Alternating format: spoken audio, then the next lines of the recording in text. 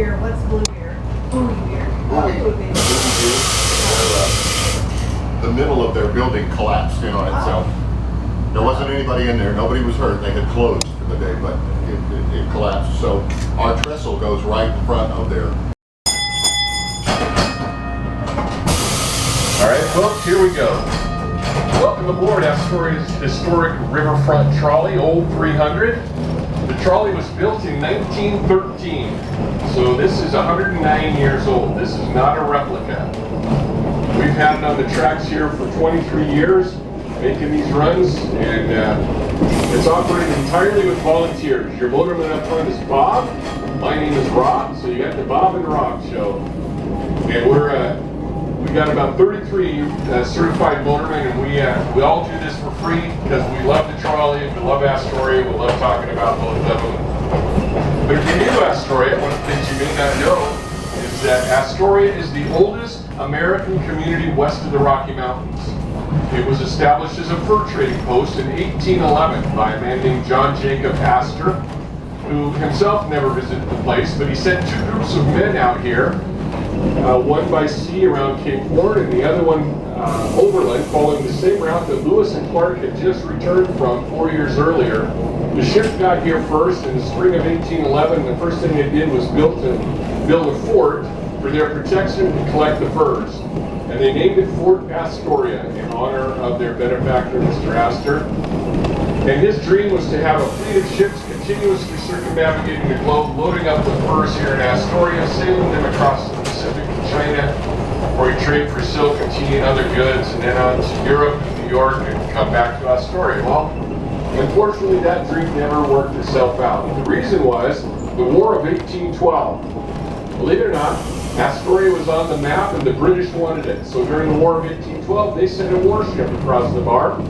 In 1813, with the intent of capturing and destroying Fort Astoria, they were able to take it over without firing a shot. And the reason for that was that the Canadian fur trappers that Mr. Astor had hired were loyal to the crown, and during a time of war, they sold his assets out from under him and they renamed it Fort George. And it remained Fort George for the next 33 years. It wasn't until the Oregon Territory Treaty of 1846, which, among other things, created the permanent boundary between the United States and Canada, that the name of Astoria was restored. Well, the next big thing they discovered was that the Columbia River had the richest runs of salmon anywhere in the world. So they started catching salmon, and to preserve them so they could be shipped long distances, they started building salmon canneries. And these old pilings that you see here out in the water, those are remnants from those old 1800s canneries. At one time there were over 50 canneries on the lower Columbia, about 30 on the Oregon side and about 20 on the Washington side. But eventually even the mighty runs of salmon were depleted to the point that they were no longer economically viable, and all of the canneries went out of business. And they were either torn down or they burned down, and all that's left is these pilings. And you may wonder, why don't they pull those things out of the water? They're rather unsightly. Well, the reason is, that's considered private property. Somebody owns those things. And if they were to remove them, the land underneath would revert to the ownership of the state of Oregon. And the second reason is, if they were to remove them, there could be some environmental impact. They'll be very negative and very expensive to mitigate, so they just leave them where they are. And the third reason is, believe it or not, those things can be built on top of again. Now, it doesn't look like that would be a really good idea given the condition they're in right now, but believe it or not, below the low water mark where they have not been routinely exposed to air, the wood in those pilings is as solid as the day they were driven into the riverbed 150 years ago. And if we could go further down upriver, we would see some newer buildings downtown that were built on top of these old cannery pilings. So, the canneries were a pretty strong economic driver here in Astoria for many decades. And this trestle that we're crossing now was at one time part of what was at that time the longest trestle system in the world. It was over 17.5 miles long from Ton Point in front of us out to the mouth of the river and into the ocean, where they began building the South Jetty in 1885. Now this rusted metal thing to our left here, that's an old ship's boiler. out of a steamship that ran aground at the mouth of the river near around 1900. The boiler was salvaged out of the ship and put to work in the old White Star Van Camp Canary that sat here until it burned down in 1956. Now these rocks you see just off in the water here to our left, we call those our international rocks. That's because they're from all over the world. Back in the 1800s, in the day of the tall sailing ships, they had to carry some weight in their holds to be able to sail across the ocean for stability. And then they'd get into port and they'd just throw those rocks overboard where they would fill up with cargo, which would then provide the ballast they needed. And so those rocks, they've tested them and they're from all over the world.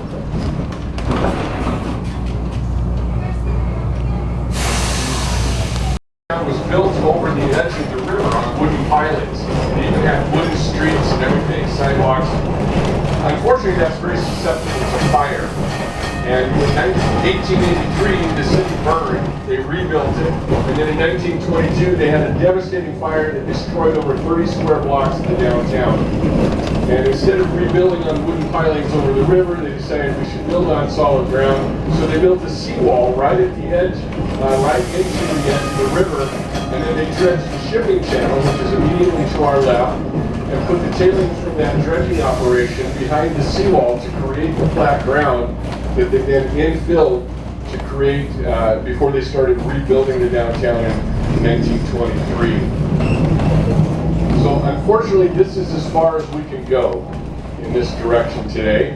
The yellow building up in front of us, that's Buoy Beer. That's the brewery that collapsed about 2.5, almost 3 weeks ago. Tomorrow it'll be 3 weeks since Buoy collapsed. And so they've got the tracks barricaded, and this is as far as we can go this direction. So, you want off? Yep. Okay. Let's back here. Interesting, yeah. Thank you so much. Yeah. Thanks. We'll see you on the way back. Okay, we'll be back here. Hopefully. Thank you. You bet. Hop out the aisle here.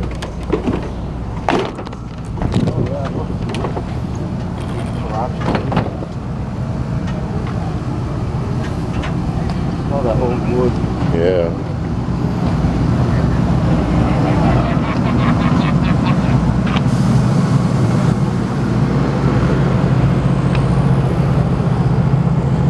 Yeah, straight ahead, that's the brewery. It collapsed, like he was saying, and the train runs right in front of it, and they've asked them not to bring the train by it because of the rumbling. It could cause more damage temporarily. So that whole ride was all there is today, but we'll take it later on the way back because that's how we got here.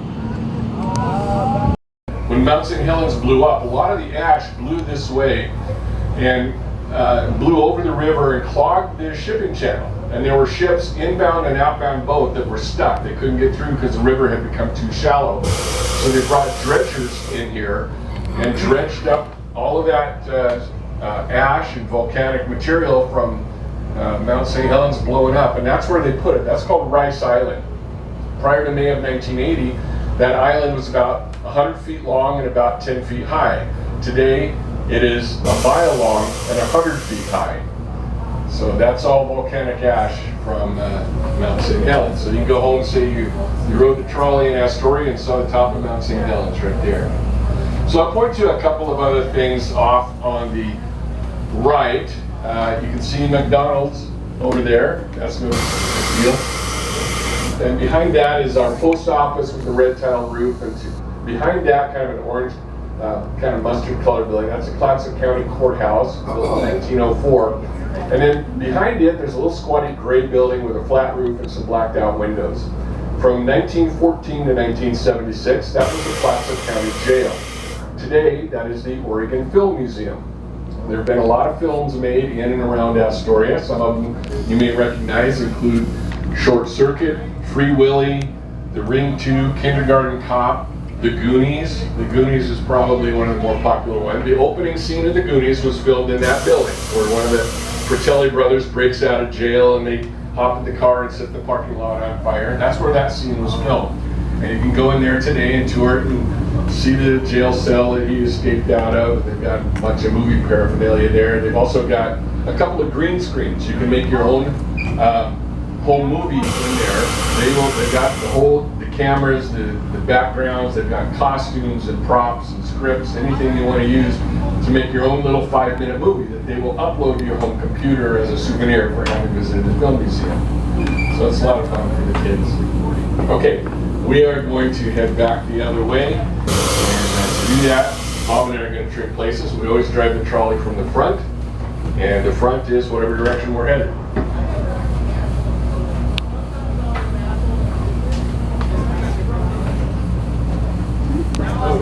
The river at this end was by ferry service, and the ferries operated from 1921 to 1966.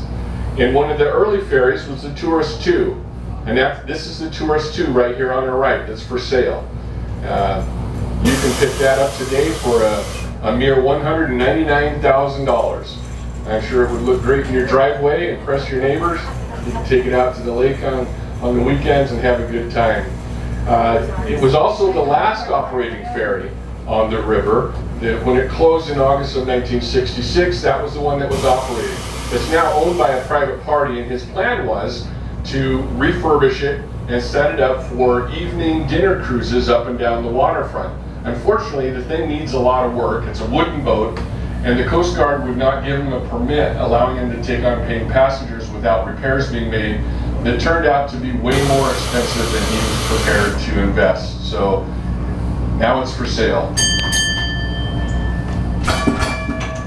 So where this sits with these pilings here used to be what's called the Canary. It's a salmon cannery that burned. And a lot of what looks like rocks down here, some of the odd shaped ones, that's actually melted tin. They used to make their own tin cans for the salmon, and they had large sheets of tin, and when the fire burned the cannery down, that tin melted into these blobs down into the water, and that's what you see right there. These white buildings on the right, that's a commercial fueling station for the working boats on the river, the commercial fishing boats, the tugboats, the pilot boats, those kinds of things. And this gray building immediately to our right, that's Fish Hawk Fisheries. They process fish off the boats every single day, sell them to local restaurants and stores. This brick building to our right was built in the 1800s, intended to be used as a bonded warehouse. And it's made of brick that goes all the way to the riverbed. That was to prevent boats from pulling up underneath it at low tide in the night, drilling through the wooden floors and stealing stuff out of it. Today, that is being converted into a vodka distillery. Bob and I were fortunate enough to get a little tour of the vodka distillery about 3 years ago, but we have yet to see a drop of vodka come out of it. And we are getting mighty thirsty. So on our right here, these are the Columbia House condominiums. They were built in the 1970s. And unfortunately, about the time that the developer went to sell the units, the economy was in the tank and interest rates were pushing 20%, and he had a hard time getting rid of them. Ended up auctioning some of them off for as little as $25,000. Today there's a waiting list to get in there, and they start at about $400,000. So the bridge, this is the Astoria Bridge. It is 4.2 miles long. It was completed in 1966 at a cost of $24 million. They just completed a repainting of that a couple of years ago, and just to repaint the whole thing was $36 million. So it's when they built it, they put a $1.50 toll per car on the bridge with the promise that once the bonds were paid off, they would remove the toll. Well, many of the locals thought that would never happen because it's essentially a bridge to nowhere. There is no community immediately across the bridge. You have to drive several miles either direction to get to anywhere. But the bridge proved popular enough that it paid for itself in 27 years. So in 1993, they removed the tolls, and it's now a free drive. You can see where this little superstructure is against the state of Washington over there. That's where the Oregon-Washington state line is. When Washington became a state in 1889, they made the natural channel of the river the state dividing line. And at this end of the river, it's right up against the Washington shoreline. And this little concrete structure to our right, that was the soldering room in the Elmore cannery that used to sit here. They had to solder those cans together to put the fish in, and they used an open flame for that. And so to protect the rest of the wooden building soaked in fish oil from the open flame, they did the work in that little protected concrete area. Well, when the building eventually did burn down, the soldering room remained standing and functioned exactly the way it was designed to do. Now these warehouses we're passing by used to be full of canned Alaskan salmon. We're due to ship about 72 million cans of salmon out of here every year. Well, they moved their operations farther north up to the Seattle area, and now this is the home of Fort George Brewery, where they brew the Fort George beer in there. So you can get a pretty close-up view of the bridge. It's about 200 feet from the water up to the car deck. It was built high enough to allow a U.S. aircraft carrier to pass underneath, which has happened a couple of times. Even the battleship USS Missouri passed through here several years ago. One of the big tourist attractions here in Astoria is our very own Sandy Beach. It's very popular, and this is it right here on your right, Astoria Sandy Beach. And because it's low tide, it's even bigger today than it normally is. So on a nice day, you want to get here early to get a good spot.